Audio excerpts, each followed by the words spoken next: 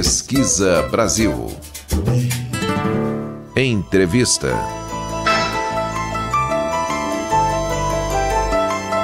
Um estudo internacional produziu um ranking de descargas elétricas atmosféricas no mundo.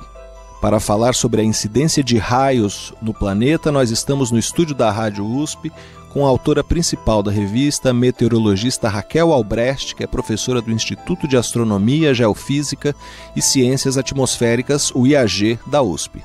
Professora Raquel, bem-vinda ao Pesquisa Brasil. Obrigado por vir aqui ao estúdio conversar com a gente. Obrigado pela oportunidade. Professora, como é que se faz um ranking de raios no mundo inteiro? Quer dizer, como é que se captou esse tipo de informação num território tão vasto e que inclui os oceanos? Quer dizer, como é que esses dados foram obtidos? Usualmente, as maneiras mais usuais de você medir raios são sensores no solo.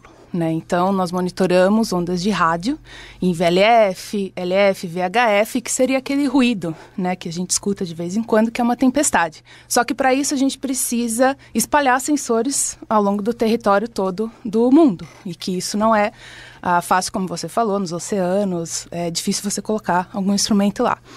Então, o que nós usamos foi dados de satélite. A NASA tem um satélite que ele ficou orbitando ao longo dos trópicos por quase 18 anos, desde 1997 até 2015, até abril do ano passado. E esse satélite ele tinha um instrumento que era chamado imageador de raios.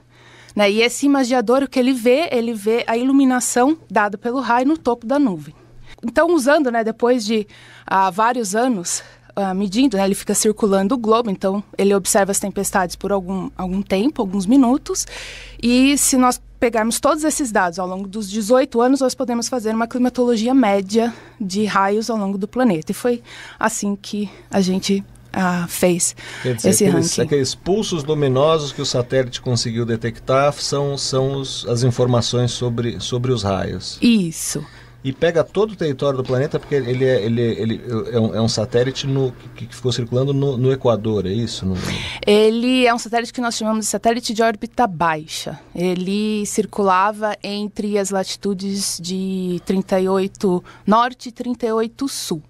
Mas é a região onde mais de 90% dos raios ocorrem, que são os trópicos. Professora, e aonde que cai mais raio? O local, baseado nessa climatologia, o local onde cai mais raios é na região do Lago de Maracaibo, lá na Venezuela.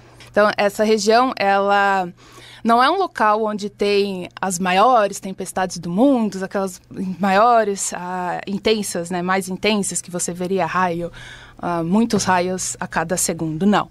O que acontece nessa região é que a topografia local favorece a formação de tempestade sobre o lago cerca de 300 dias por ano. Então, seria tempestade no mesmo local 300 dias por ano. Nós temos esse lago, ele está envolto pelas montanhas dos Andes, lá no norte dos Andes, bem no finalzinho. O que acontece é que durante a noite nós temos o resfriamento das montanhas maior do que o resfriamento do vale. Então, o vento, durante a noite, sopra da montanha para o vale. E, ao mesmo tempo, também durante a noite, o vale se resfria mais em relação ao próprio lago, que é bem quente. A temperatura do lago é cerca de 27 graus ao longo do ano, é bem quente e úmido. Então, seria uma convergência de brisas, que seria a brisa montanha-vale e vale-lago, sobre o lago úmido. E quente. Isso é perfeito para formar tempestade. Então, eu formo tempestade 300 dias por ano no mesmo local. E é isso que conta por maior. E é um lago bem extenso, Um lago, não é a gente está falando de uma extensão grande de território. Ele é grande, ele não é um laguinho nosso aqui, não. Nós não temos no Brasil algo no mesmo tamanho. Nós estamos conversando com Raquel Albrecht, ela é professora do Instituto de Astronomia, Geofísica e Ciências Atmosféricas da USP. Professora, e aqui o Brasil, como é que entra nesse ranking? Qual é a participação, enfim, como é que os raios nos castigam? No ranking, o Brasil só vai aparecer, eu fiz o ranking, na verdade, dos 500 primeiros locais com mais raios no mundo, e o Brasil só vai aparecer na posição 191. Tá? Lá na região perto de Manaus, ao noroeste do Rio Negro. Na verdade, é uma formação parecida com essa que eu acabei de falar do Lago Maracaibo, mas a diferença é que ocorre durante a tarde. Então nós temos a brisa, né? O Rio Negro é um rio bem extenso, que aí sim seria algo comparável ao Lago de Maracaibo. Nós temos durante o dia, né, um aquecimento maior da floresta ali da superfície, e a brisa então vai soprar do rio para a floresta. Só que esse rio, ele é quase que paralelo aos ventos alísios, né, os ventos de leste, que normalmente nós temos nessa região. Então a gente tem uma convergência, né, dos ventos, que seria então do rio que está paralelo, seria um vento de oeste, com um vento de leste, que se convergem bem ali na borda do rio. E nós temos também tempestades ao longo do ano, quase todo dia ali. Mas em termos de número de lugares entre os 500 principais, como é que está o Brasil? O Brasil está bem abaixo, assim, números de locais dentro desses 500, né? O local onde tem mais pontos localizados de raio é a África. Tá? Nós temos, dos 500, 283 são na África. Esse 283, né? Se a gente pegar, por exemplo, só um dos países da África, que seria a República Democrática do Congo, nós temos 95 milhões de raios por ano só naquele local. Mas comparando com o Brasil tem mais de 100 milhões de raios por ano sobre o continente do Brasil. Então tem mais. Só que, por exemplo, a República Democrática do Congo tem uma área 3 vezes menor do que a área do Brasil. Então, seria uma densidade de raios muito maior lá na República Democrática do Congo do que no Brasil. Mas o Brasil continua sendo, se a gente contar todos os raios que caem sobre um único país... Espalhados pelo território. Só que eles estão espalhados. O Brasil ainda é o local onde cai mais raio no mundo. Nós estamos conversando com a meteorologista Raquel Albrecht, ela é professora do Instituto de Astronomia, Geofísica e Ciências Atmosféricas da USP, sobre um estudo que mapeou as descargas elétricas atmosféricas no mundo inteiro. O raio de Ansan sou eu, cegando o aço das armas de quem guerreia. E o vento de Ansan também sou eu, que Santa Bárbara é santa, que me clareia.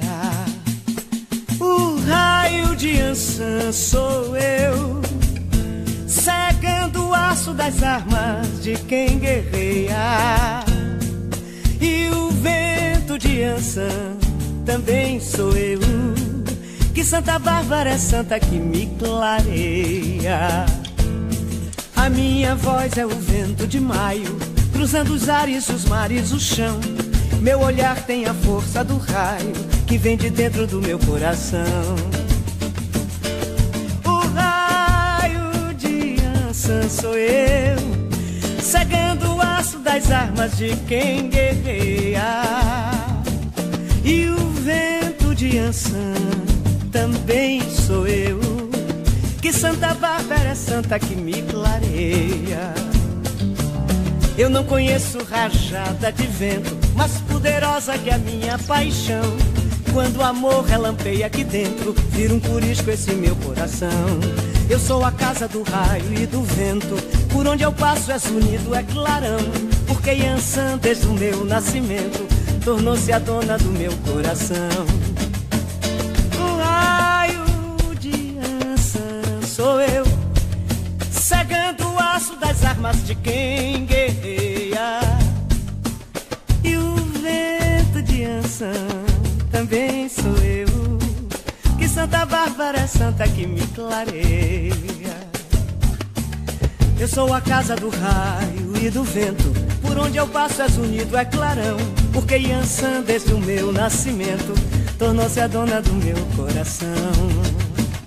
O raio de Ansan sou eu, e o vento de Ansan também sou eu. O raio de Ansan sou eu. Sem ela não se anda. Ela é a menina dos olhos de Oxum, flecha que mira o sol, olhar de mim. O raio de Ansan sou eu, e o vento de Ansan.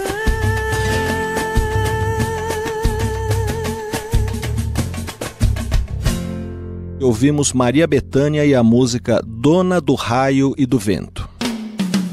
Pesquisa Brasil, o programa de rádio da revista Pesquisa FAPESP.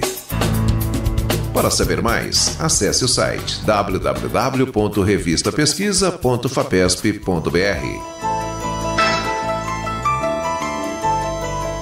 Estamos de volta com a nossa entrevista com a meteorologista Raquel Albrecht. Ela é professora do Instituto de Astronomia, Geofísica e Ciências Atmosféricas da USP, o IAG, e ela é autora de um estudo que produziu um ranking mundial de descargas elétricas atmosféricas. Professora, como é que um raio se forma? Um raio, ele se forma devido ao aumento do campo elétrico dentro da nuvem. Tá? Como é que esse campo elétrico aumenta, né? O que acontece é que dentro da nuvem, mesmo que a gente não observe aqui no solo, nós temos gelo. Essas partículas de gelo, elas se colidem entre si. Dentro da nuvem nós temos partículas maiores e partículas menores. As maiores seriam, por exemplo, o granizo, que a maior parte das vezes eles são pequenininhos, e quando eles não são, aí a gente vê o granizo aqui no solo. E nós temos também pequenos cristais de gelo e flocos de neve lá dentro. Enquanto a tempestade está crescendo, nós temos correntes ascendentes que faz com que ela vai crescendo verticalmente, chegando a alturas muito grandes dentro da nuvem. E essas correntes faz com que esses cristais de gelo se colidam entre si. Essas colisões ocorrem bilhões e bilhões de vezes dentro da nuvem. Nós temos muito gelo lá dentro. São partículas bem pequenas. E essas partículas, as maiores, né, que são mais pesadas, a corrente ascendente não consegue levar muito alto dentro da nuvem. E as menores, sim. Então, o que acontece? Elas estão carregadas, as maiores não vão ser levadas muito altas e as menores vão mais para cima. E eu acabo gerando centros de carga dentro da nuvem. Um mais alto e outro mais no meio da nuvem. E esses centros vão crescendo, crescendo, crescendo devido a essas colisões, até que a resistência dielétrica do ar não aguenta mais. E aí eu tenho um raio, né, uma descarga de raio.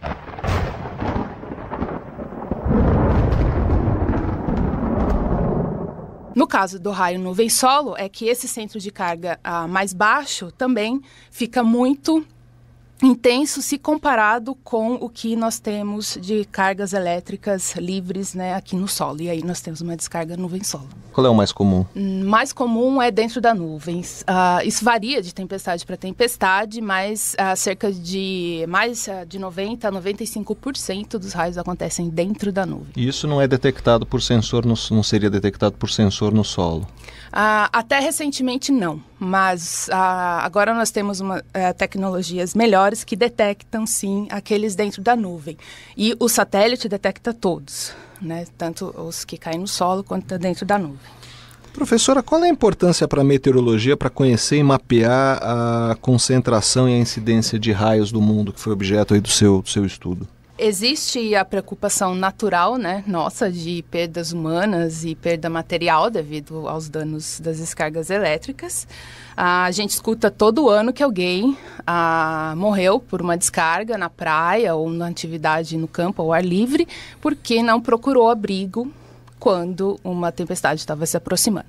Então, saber os locais onde há mais raios nos dá uma ideia da preocupação que nós temos que ter com as tempestades do local. Como eu estava falando, né, a atividade elétrica dentro da nuvem ela é muito maior do que aquela que atinge o solo. E ela precede também os raios nuvem-solo. Geralmente você pode perceber que quando vem vindo uma tempestade, você está vendo raios dentro da nuvem, mas eles não estão atingindo o solo necessariamente.